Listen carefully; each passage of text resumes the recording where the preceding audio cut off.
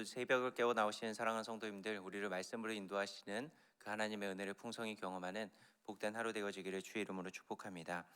여러분, 믿음의 사람과 종교인을 가르는 중요한 요인이 하나 있습니다. 그것은 바로 본질을 아느냐 모르냐의 차이겠죠. 믿음의 본질을 아는 자는 온전한 믿음의 삶을 살게 되겠지만은, 본질을 놓치는 자들은 늘 비본질적인 것들만 붙잡으며 종교인의 삶을 살아가게 되는 것입니다. 오늘 본문에 비본질만 붙잡고 있는 대표적인 자들이 바로 바리새인이 등장을 하고 있습니다. 이 바리새인에 대해서 14절에서는 이렇게 이야기를 하죠. 돈을 좋아하는 자들이다라고 이야기를 합니다. 바리새인들이 여러분 어떤 사람들인가요?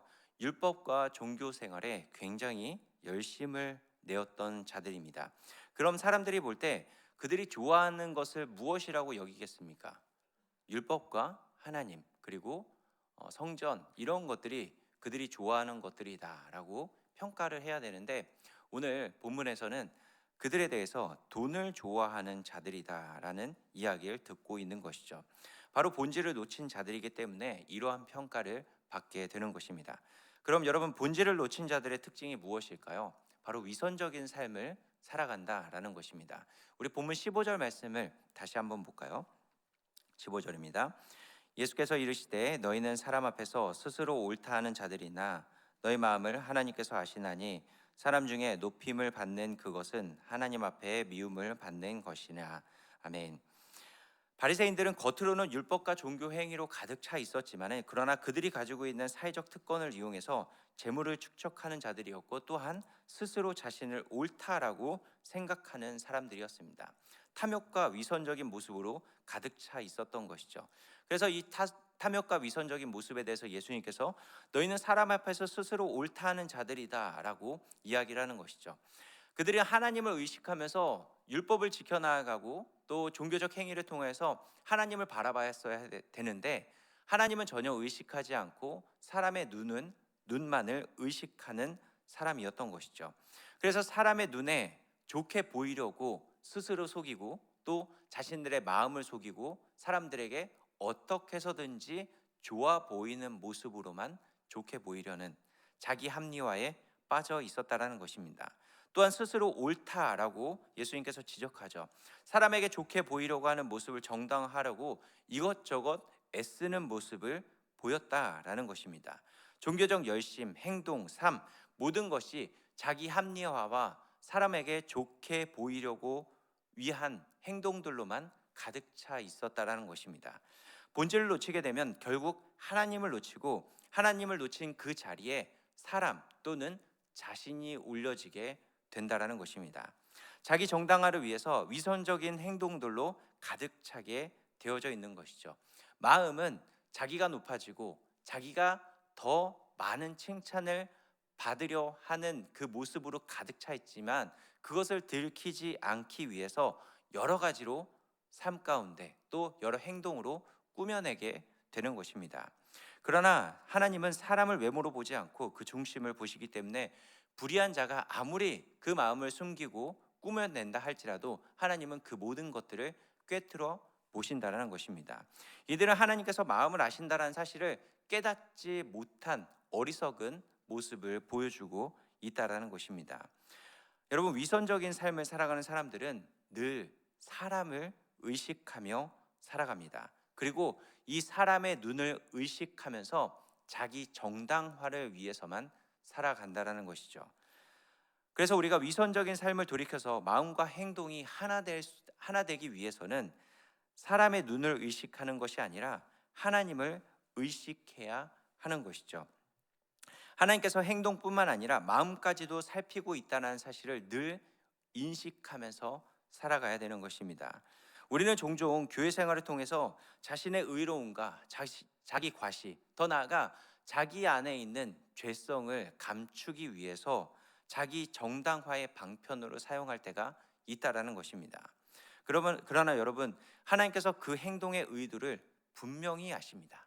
우리의 마음의 중심을 아시고요, 우리가 그렇게 행동하려고 하는 그 의도를 분명히 아십니다. 우리는 타인의 시선을 의식하는 자들이 아니라 늘 하나님 앞에 서서 하나님의 시선을 의식하면서 살아가야 되는 믿음의 사람들이라는 것을 꼭 기억하며 나아가시기 바랍니다. 우리는 사람의 눈에 좋게 보이기 위해서 우리의 삶을 꾸며내는 자들이 아니라 우리 내면 안에서 역사하시는 그 하나님으로 인해서 성령의 역사로 말미암아 하나님 눈에 들기 위해서 하나님의 눈을 의식하면서 믿음의 삶을 살아가는 자들이 바로 본질을 붙잡고 살아가는 자들의 삶의 모습이 되어야 한다는 것이죠. 또한 본질을 놓친 자들의 모습을 예수님께서 또 다른 비유를 통해서 말씀하고 있습니다. 우리가 잘 아는 부자와 거지 나사로의 이야기죠. 이 비유는 호화로운 생활을 하는 부자와 그 부자의 대문에 누워서 빌어먹고 사는 거지 나사로가 죽어서 오히려 정반대의 신세가 되었다는 것을 말씀하고 있습니다. 살아서 호의호식하는 부자는 죽어서 지옥에 갔고, 살아서 빌어먹던 나사로는 죽어서 천국에 가 아브라함의 품에 놓여지게 되었다라는 것이죠. 그런데 여러분, 왜 이런 처지가 되었을까요?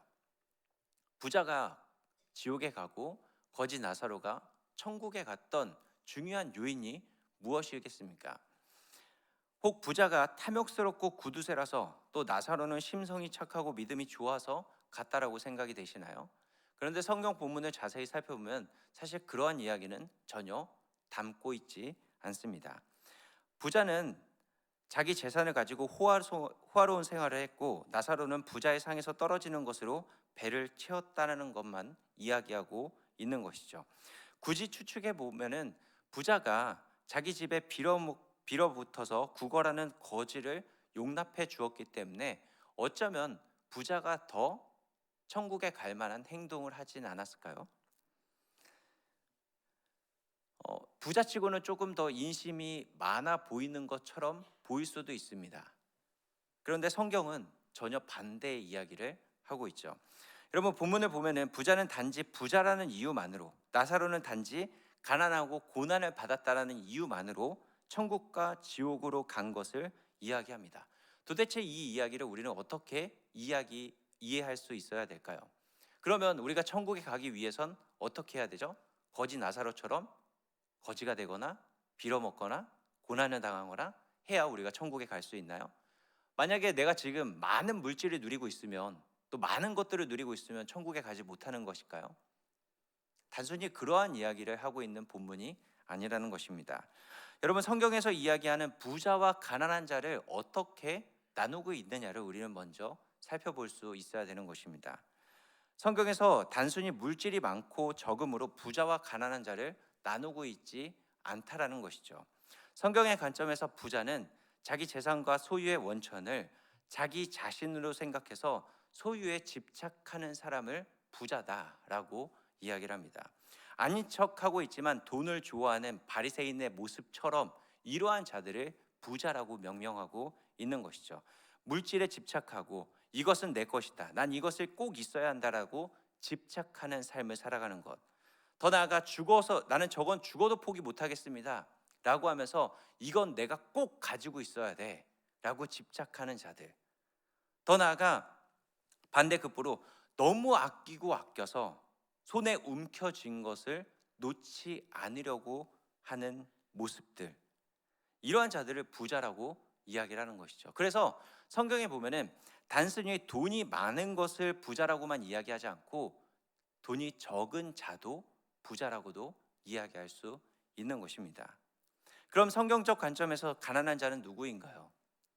가난한 자는 자신의 소유한 물질이 많든 적든 다 하나님으로부터 온 것임을 겸손히 고백하고 물질에 집착하지 않는 자가 바로 가난한 자입니다.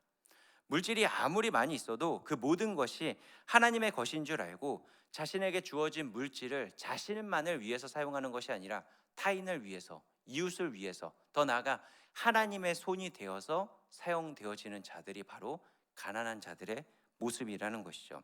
이러한 가난한 자가 바로 산상수훈에서 말씀하고 있는 심령이 가난한 자는 복이 있나니 천국이 그들의 것이미요 라고 말씀하고 있는 자들의 모습인 것입니다. 물질보다, 자신의 손에 있는 것보다 하나님을 더 사랑하는 자들이 바로 가난한 자들의 모습인 것이죠. 여러분, 본질을 놓치는 자들은 부자로 살아갑니다. 이 부자가 단순히 돈이 많은 것을 의미하는 것이 아닙니다. 물질의 부가 아니라 자기 중심적인 이기적인 모습으로 움켜쥐고 아둥바둥 살아가는 자들을 말씀하고 있는 것이죠. 자신에게 주어진 모든 것의 소유권이 자신에게 있다고 착각하면서 살아가는 것입니다. 하나님께서 주셨다는 것을 전혀 인정하지 않는 어리석은 모습을 보여주게 되는 것이죠. 결국 본질을 놓치면 하나님을 놓치고 그 하나님을 놓치기 때문에 어리석은 자의 모습을 보여주게 되는 것이죠. 그러나 본질을 깨닫는 자들은 청지기로 살아가게 됩니다. 나에게 있는 모든 것은 나의 소유가 아니라는 것을 기억하면서 그저 관리자로서 현명하게 사용하고 이웃을 위해 사용하고 교회를 위해 사용하고 하나님 나라를 위해 사용되어지는 자의 모습을 살아가는 것이죠. 여러분, 우리는 본질을 놓치는 순간 어리석은 삶을 살아갈 수밖에 없습니다. 위선적인 삶을 살아가면서 사람을 의식하고 하나님을 놓칠 수 있게 될 것이고, 부자처럼 자기 중심적 삶만을 추구하면서 살아갈 수 있게 되어진다라는 것이죠. 결국 우리는 본질을 붙잡고 살아가야 되는 것입니다. 여러분, 우리의 본질이 무엇인가요? 우리의 본질은 복음이자 십자가의 능력을 의지하는 것입니다. 십자가를 지고 본질에 집중하게 되면은 십자가를 통해서 우리는 하나님만을 의식하는 삶을 살아갈 수 있게 될 것입니다. 그 십자가가 그 심령의 중심에 서게 되면은 자기 중심성을 버리고 예수 그리스도를 주인으로 인정하는 삶을 살아가게 될 것입니다. 지금 우리 손에 무엇이 들려 있는지 잘 점검해 보시기 바랍니다. 말씀과 그 안에 담겨 있는 복된 소식인 복음을 붙들며 나아가시기를 주의 이름으로 축복합니다.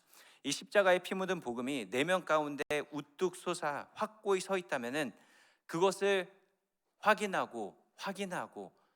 나아가다 보면은 우리는 비본질적인 것들을 계속해서 내려놓게 될 것이고, 우리가 진짜 붙잡아야 될 것이 무엇인지를 깨닫고 말씀 중심, 하나님 중심, 복음 중심의 삶을 살아가는 믿음의 삶을 우리는 살아낼 수 있게 될 것입니다. 그럼 이제 비본질에 충성된 삶을 살아가는 자들이 아니라 본질에 충성된 삶을 살아갈 수 있게 되어지는 것이죠.